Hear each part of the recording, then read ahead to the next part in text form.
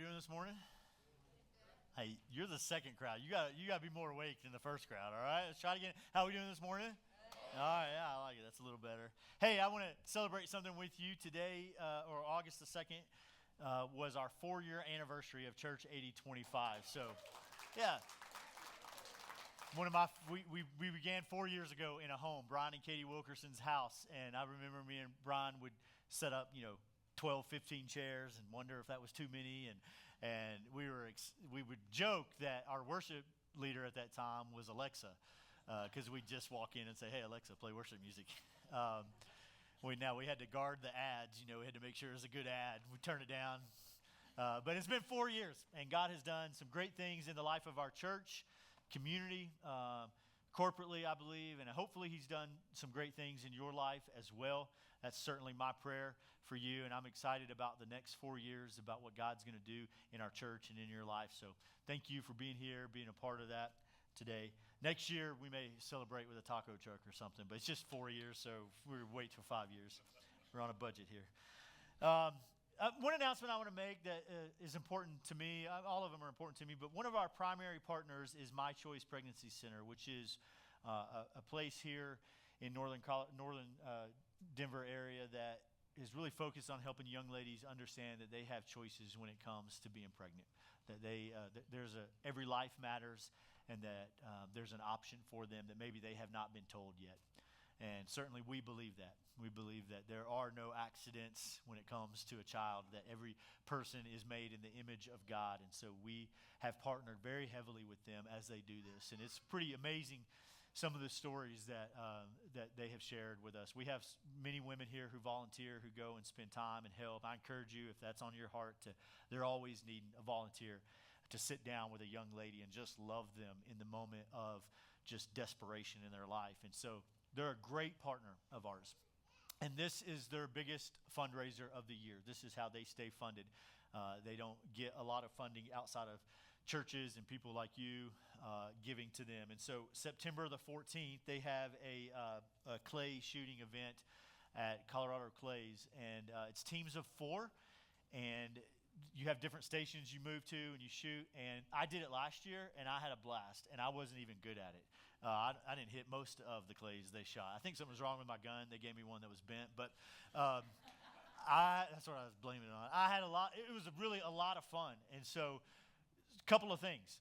It's a lot of fun. Go with somebody in your mission group, get some guys together. You can bring people to this who don't even know who Jesus is and spend the day with them, right, and love them. Now, you got to let them win, and then you can tell them about Jesus after. But you can bring people to this, and I just encourage you, man. This is a great way for you to invest in My Choice on September the 14th. And so if you've got questions about it, if you want to know more about it, more details of how to sign up, more questions about it, and just in general, after the service out at the New Here Start Here tent, there's a table.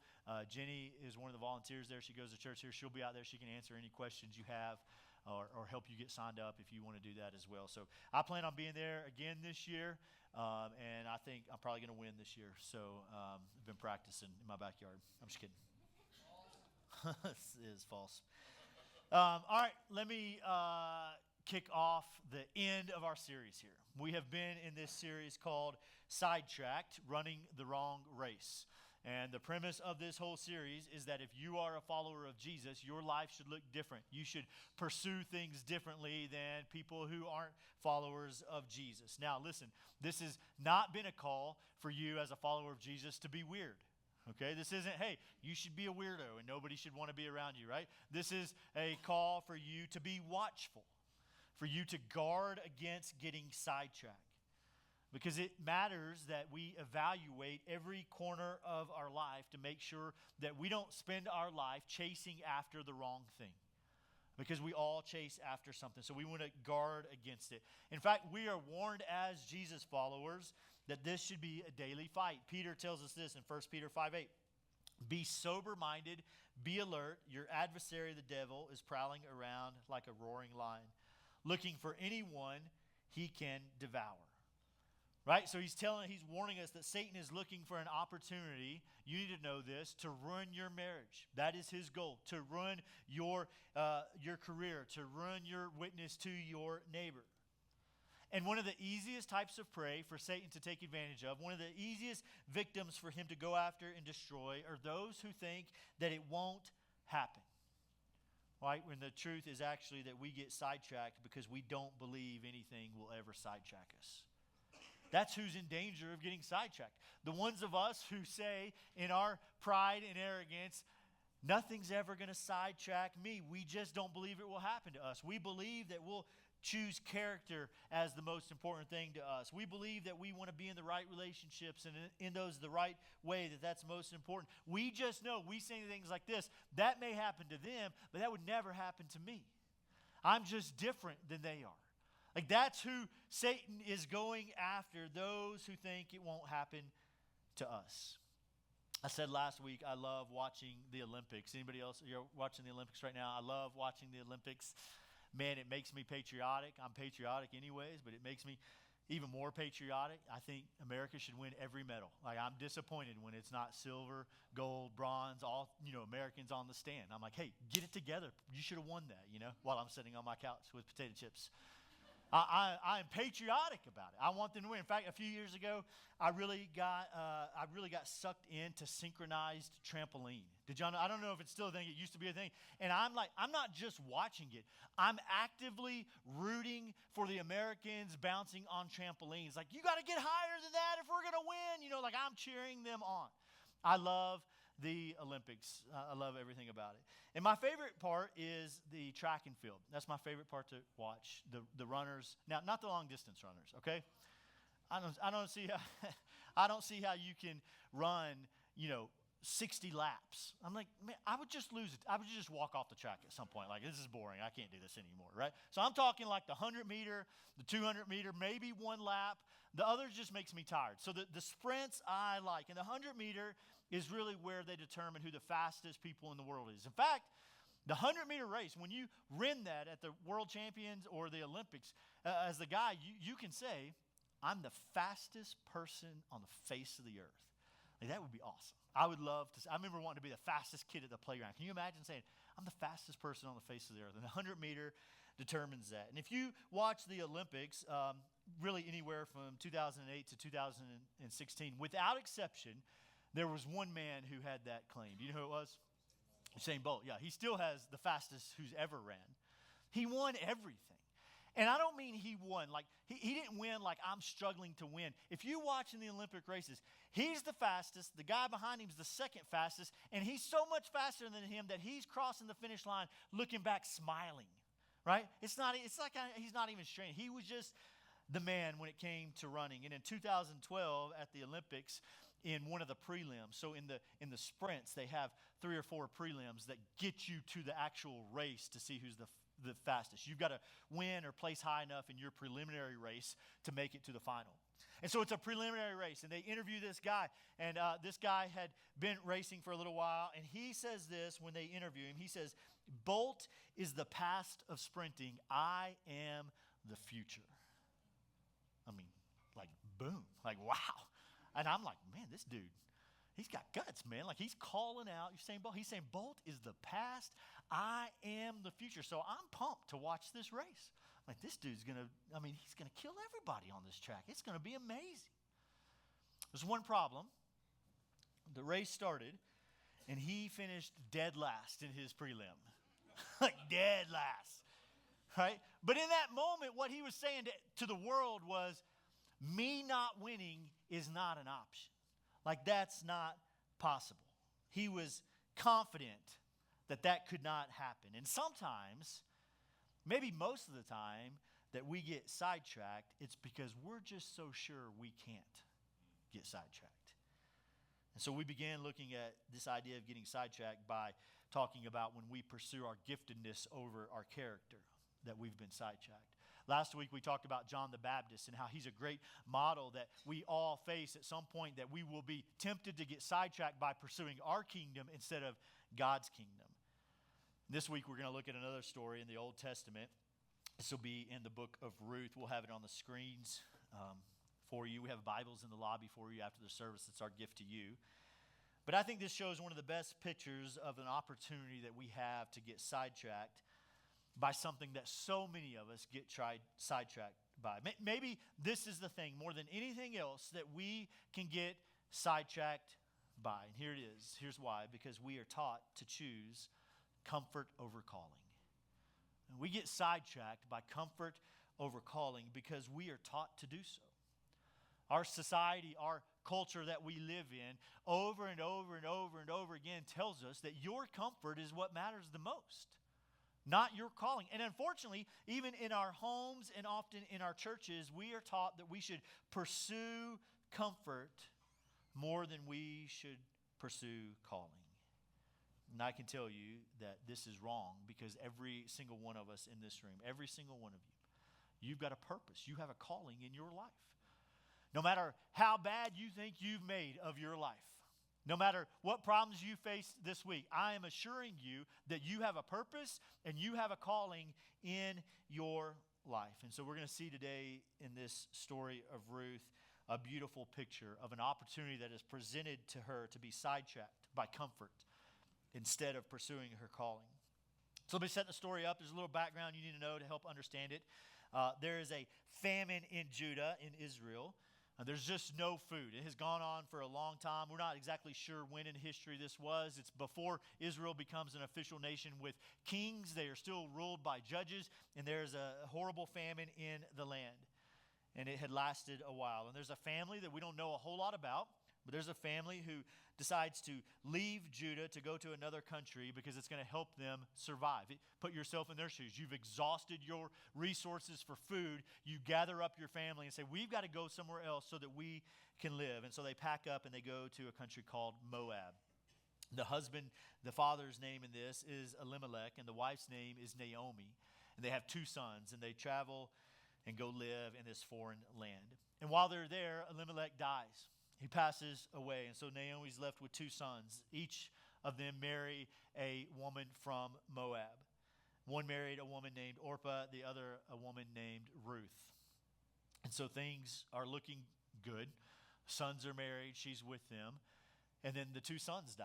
And we're not told why, we're not told how, but the two sons die. And so now Naomi, the two sons die about 10 years after they've been in the land. So now Naomi finds herself kind of an old lady.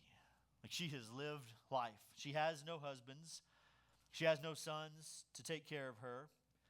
And she hears that the famine in Judah is over. She's still in Moab. She hears the famine in her homeland is over. So she decides she's going to go back to where she was from, to where her home was from, to where she had extended family, to where she had friends from where she lived there before, which seems like the logical thing to do. And so she decides this. And her two daughter-in-laws, Orpah and Ruth, decide they are going to go back with her. They're going to leave Moab. They're going to leave their home. They're going to leave their extended family. They're going to leave the things they're familiar with and travel with Naomi to the land of Judah. And this is where we're going to pick up the story in Ruth chapter 1, verse 8. It says this. Naomi said to them, each of you go back to your mother's home. May the Lord show kindness to you as you have shown to the dead and to me. May the Lord grant each of you rest in the house of a new husband. She kisses them, and they wept loudly. And they said to her, we insist on returning with you to your people. Have you ever been stubborn before? Don't elbow the person beside you or look at them deeply. All right? It doesn't help a stubborn person to be told they're stubborn. But I'm assuming all of you have been stubborn at some point in your life. I remember the most vivid first time that I remember being stubborn, I was in the second grade. Not that that's the only time I've been stubborn. I promise I've been stubborn a lot since then. But that's the time I remember it standing out to me. And in second grade, there was a girl in my second grade class who, after recess, told the teacher that I bit her on the elbow. It didn't happen, okay? I'm being honest here. It didn't happen. And who bites somebody on the elbow, right? If you're going to bite somebody, that's not the place to bite them. Like, there's no benefit to the biter when you bite somebody on the elbow, right? And she shows them, and there's a scrape. It's like where she fell down. I'm like, there's not even teeth marks on the elbow. You know, this is not going to hold up in a court of law. So the teacher takes me out into the hallway and says, Michael, you're getting a spanking. And I began to stand up for myself. I didn't bite her. And she just wouldn't listen to me. And she calls the principal in, and I'm making all these points. If I was going to bite her, it wouldn't be on the elbow. There's no teeth marks, you know. Ask some of the other kids. They're just not listening to me. It's just set in stone. I'm getting a spanking at school in second grade. And so the principal, before he spanks me, says, would you like to say anything? And I, as a second grader, looked at my principal and my teacher and said, yes, you can spank me, but I'm not going to cry. That's what I told them. And we had a staring contest.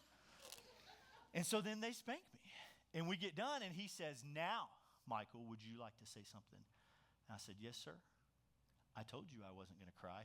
Now, I had tears up to my brain. Like, I don't know how they weren't coming out of my eyes yet. It hurt. I wanted to cry. But I was very stubborn in that moment, right? And it was a sign of probably lots of things to come in my life. But sometimes when it comes to the choice to be sidetracked or keep pursuing what we should pursue, you know what? Sometimes we just need to be stubborn. You know the definition of stubborn is? Here's what it means. Stubborn is having or showing a dogged determination not to change one's attitude or position on something, especially in spite of good arguments or reason to do so. Sometimes we just need people who will be stubborn about not getting sidetracked. And this should be good news for some of you, because some of you, your entire life, you've been told you're stubborn and that's a bad thing. But in this case, maybe it's a good thing. Maybe it's just that simple, that these ladies in this moment, they're just stubborn. Even though they are told to stay. She says, go back. You need to go. You should go. And listen, this is not like, fellas, this is not like when your buddy says, hey, I got tickets to the game, but the game happens to land on your wife's birthday. And so you go to your wife and you say, hey, he's got tickets to the game. Do you care if I go? And she says, yeah, you should go. Okay? Listen to me. Get your pens out, man. All right? Get your pens out. Don't go. Okay? It never works. That's not a good plan. In fact, I'm going to give you, ladies, okay, this is for the guys. Instead, next time, go to your wife and say, hey, my friend had tickets for the game, but I told him no because I needed to be with my baby on her birthday, okay? Just try it. See which one works out better for you. That's not the same go here. This is not like yeah, you should go, but you're actually going to be in trouble if you go. That's not what is happening here. She says this is genuine approval for them to go back. And so they are presented what all of us are presented with when it comes to being sidetracked, a choice. Because this is true, not being sidetracked is a continual choice. I say it that way on purpose because a lot of times sidetracked is not as much of a choice as it is a drift. We drift into being sidetracked. We drift into pursuing things we shouldn't pursue. We drift into making things that shouldn't be the most important thing, the most important thing. But a life that's not sidetracked is a life that is chosen intentionally not to be sidetracked. And sometimes we just need men and women. We need some teenagers who are just stubborn about choosing not to be sidetracked. Even when others push, even when others give good arguments to get sidetracked, they're just stubborn. And each lady here had a choice to stay with Naomi, or the much easier choice, the more comfortable choice to say, Naomi, thank you. I said I was going with you, but I sure was hoping you told me to stay here. But they didn't do that. They said, we're going to your country. They made a choice to stay with her. They did what you have to do sometimes. They were stubborn about the choice to not get sidetracked. But here's the thing. We have to know that making this choice comes with a real challenge. Now, I want to warn you on that because refusing to get sidetracked often means not taking the easy path. Like not getting sidetracked often means you take the path ahead that is harder, that is more difficult. Naomi doesn't just tell them that it's okay and says, hey, go get remarried and find a husband in your country. Look what she says in verse 9. May the Lord grant each of you rest in the house of a new husband. Naomi wants to make their lives simple. She tells them to go home and find a new husband because she knows in that culture, in that society, that was the easiest way ahead for them to go back home, for them to find a new husband and live there where they could find rest. Naomi knew that back in their homeland there was comfort and there was rest to be found, that following her was a more difficult path. Naomi is saying, take the easier path, that your comfort is what matters most. And even after she does this, they said, no, we are going with you. They ignored what was easiest to chase after what was right. They determined in this moment not to be sidetracked. And did what Naomi said make sense? Absolutely. This was way easier. In fact, this wasn't even a wrong choice. Right? For them to go back to Moab would have been the culturally acceptable choice. This wasn't right or wrong. That was the natural way for them to go. Which we understand because the natural way for us in life, in most areas of our life, is the easier way. We are wired, we are taught that the easier way is the way to go. We are trained that if there is pain involved in it, don't do it. We are trained if there's suffering or hardship to find another way, to find an easier way. We are trained that comfort is good. One of the saddest memories I have in my church planting journey is conversations I had in Georgia when we said that we were going to plant a church. It was a large church, and many people would come up to me after we had made that announcement for weeks to come, and they would say, man, that's so great. We're so glad you're doing that. And then they would say something along these lines, I'm so glad you're doing that. I could never let my son or daughter go do that. And I heard it so much, man, it really began to bother me. Because these were men and women, these were leaders in our church. These were people who said, I've given my life to Jesus, and I'm going to follow him unless it's difficult. What they were saying to me is, hey, the reality is I'm going to get sidetracked in my pursuit of Jesus. Because what's most important is that my comfort reigns. Like if my kid were to leave my community, if they were to take my grandbabies away from me, I couldn't handle it. So don't ask them. You can ask anybody else, but don't ask them to listen to God's calling because that would be too hard for me. And I want it to be easy even when I follow Jesus. The reality is it's not going to always be easy when we follow Jesus. If we're not going to get sidetracked as we pursue him, we have to daily surrender our lives and our wills to him. If we're going to ask God to place us, to use us, to put us in a place to be used, that means there will come a time where we have to choose to take a more difficult path. And that's okay because of this. We shouldn't obey God because it's easy or difficult. We should obey because it's God. The filter through which our obedience should run is not, is this easy? It's not, is this difficult? It's, is this from God? We choose to obey, to run the right race because of who is telling us to run the race, not because of what the race looks like. We keep reading. Ruth and Orpah are stubborn. They're not taking the easy path, but Naomi's older than them. She's thinking long term. They're thinking right now. This is an emotional moment. She's leaving, and their emotions, it just said they got together, they all cried. They're saying, no, we're going with you. We're never going to leave. But Naomi's wiser. She has lived life. She has made this journey to a foreign land. She knows what awaits. And so up till now, she's been nice, and that's not worked. But she's about to drop what life is really going to look like for them. In verse 11, look what she says. But Naomi replied, return home, my daughters. Why do you want to go with me? Am I able to have any more sons who could become your husband? Return home, my daughters. Go on, for I am too old to have another husband. Even if I thought there was still hope for me to have a husband tonight and to bear sons, would you be willing to wait for them to grow up? Would you restrain yourselves from remarrying? No, my daughters, my life is much too bitter for you to share because the Lord's hand has turned against me.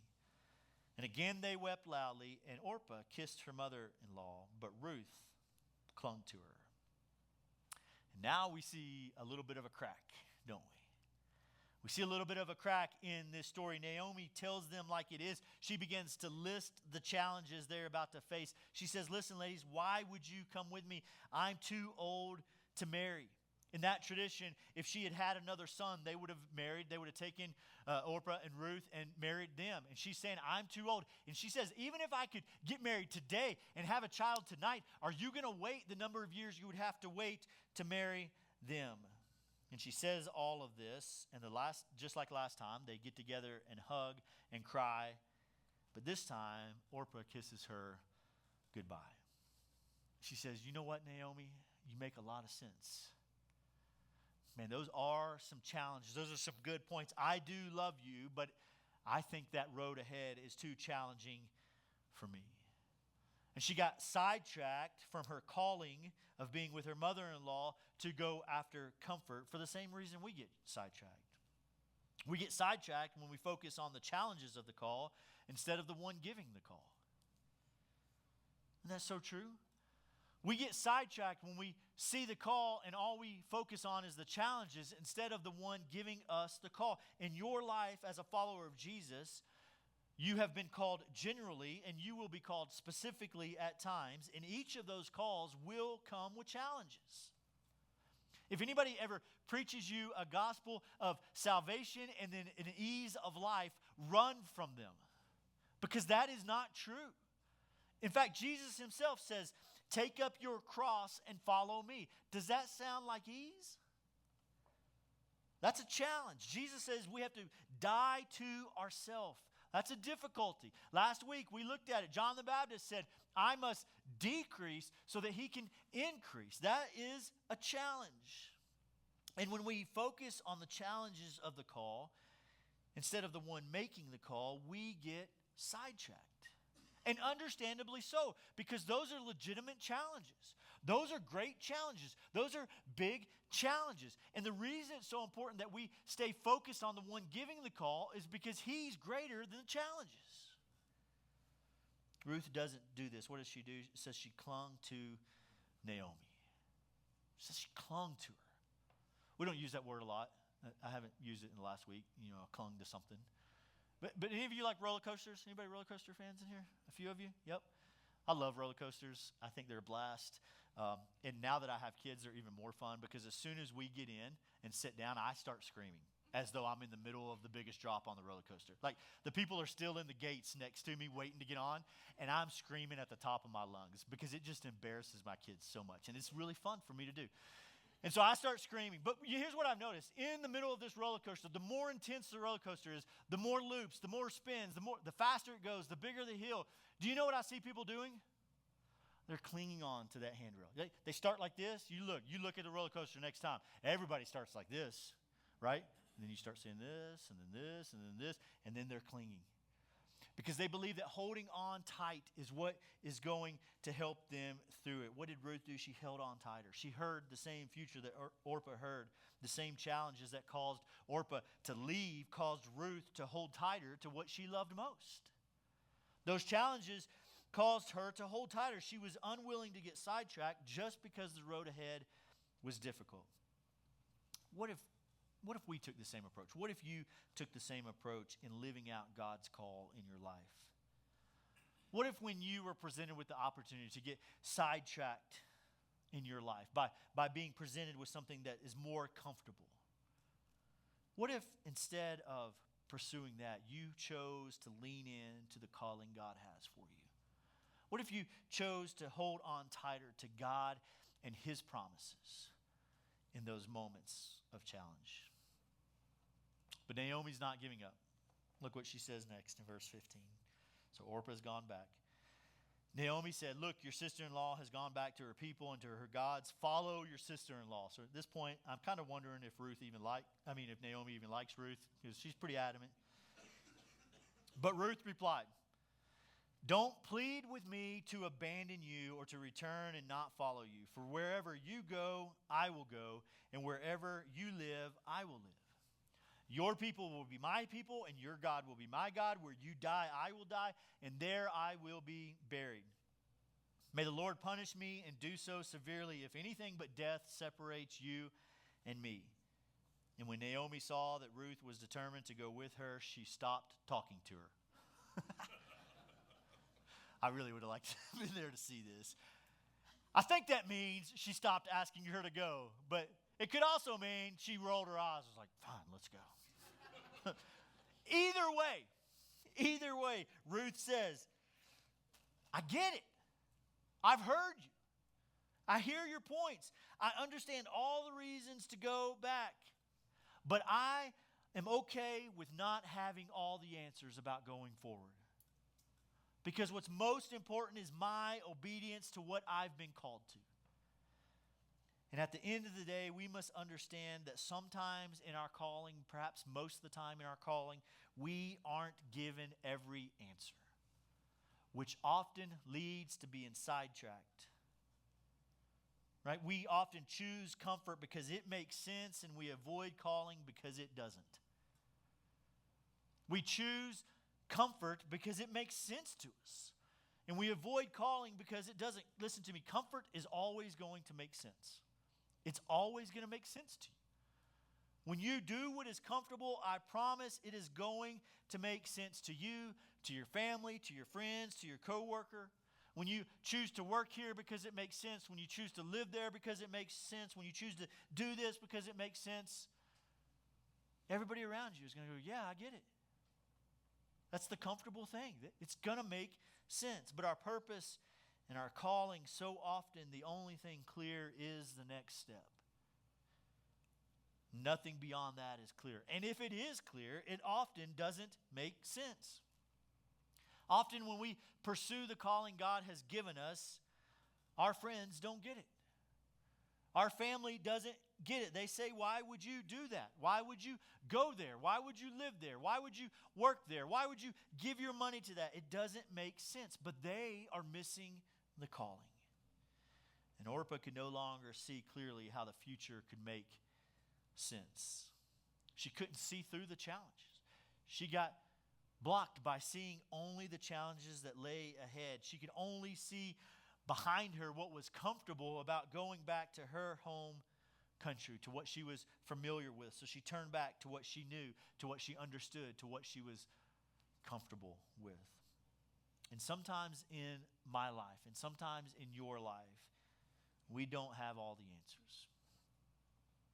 We don't have all the answers about our marriage. As parents, we don't have all the answers about parenting. In fact, the older our kids get, I think the less answers we feel like we have.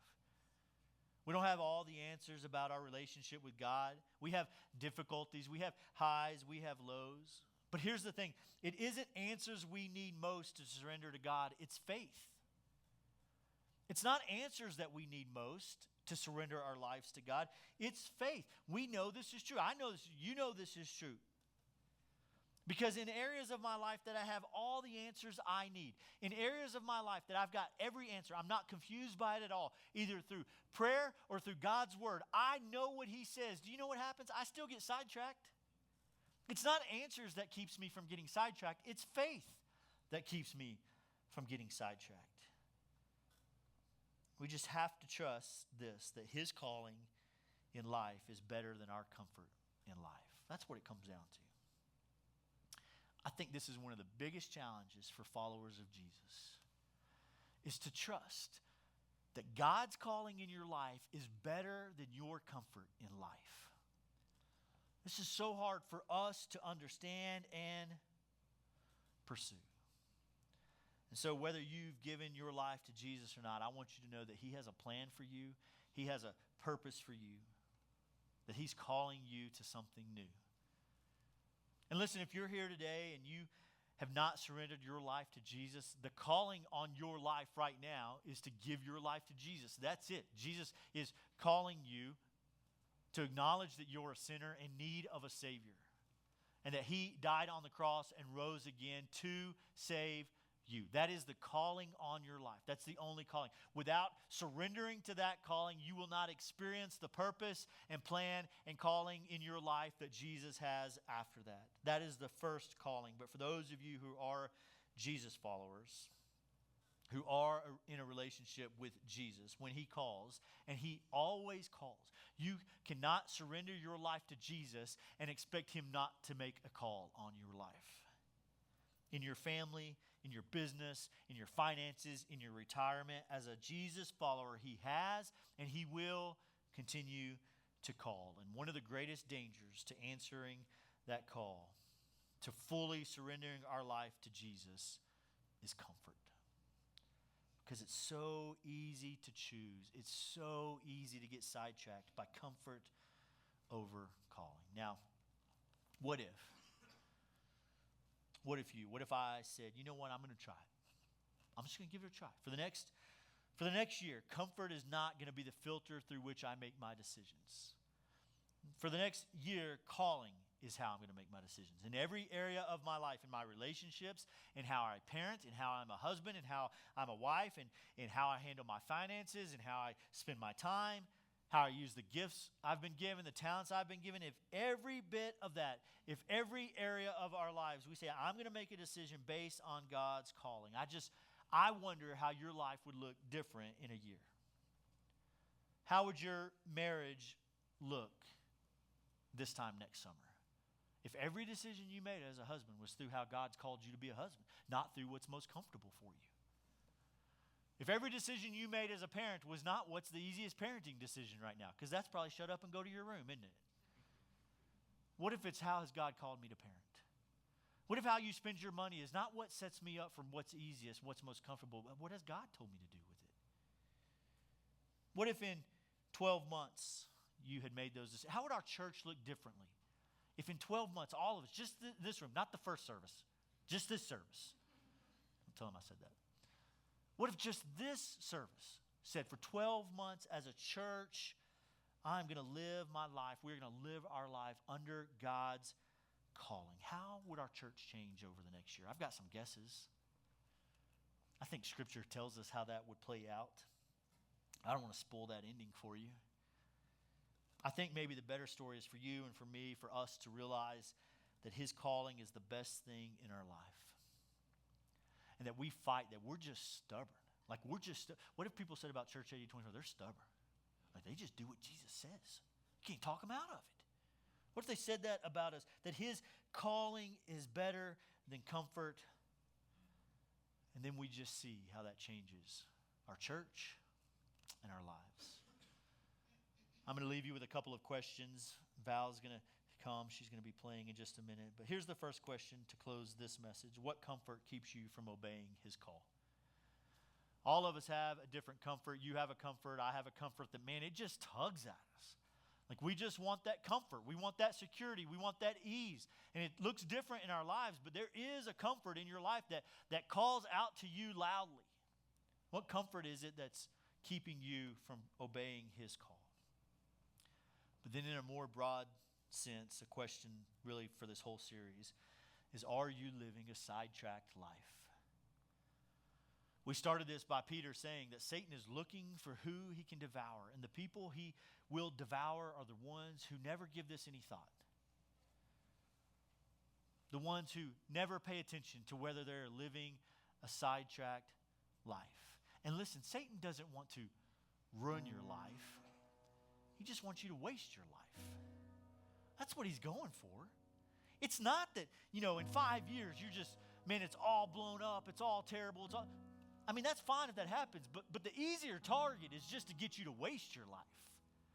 Just to get you to just be normal. Just attend church. Just serve every now and then. Just waste your life. That's his strategy, is apathy. It's for you to just go, I'm saved.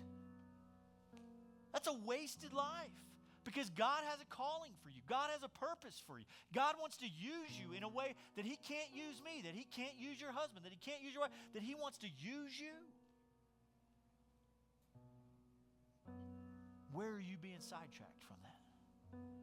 Where is Satan trying to attack so that you get sidetracked and waste your life? Here's the question. Have you chosen to abandon your pursuits of your plan and surrender those to Jesus? Have you chosen to fully surrender? I don't mean kind of surrender. I don't mean here's most of my life, but I've got this part of my life. I mean, have you said, I'm abandoning everything about me, every dream, vision, plan I've had, I'm giving that over to you? Because here's what happened is Jesus will take the desires of your heart and He will transform them. I promise the fear you have of that sounds miserable and I don't want to be miserable, you will not be. The most joy and fulfillment you will find in life is surrendering your plans to Jesus and saying, hey, let your plans become my plans. So I'm going to invite you to bow your heads and close your eyes where you are. And just ask, are you being sidetracked? Have you abandoned your plans and surrendered to God's plans? And just a moment, Val is going to sing this song over us, and you can continue praying where you are. You can read the words along with her. But right now, the prayer is, God, I want to fully surrender so that I am not sidetracked to pursue anything other than what you want me to pursue. Take a moment where you are.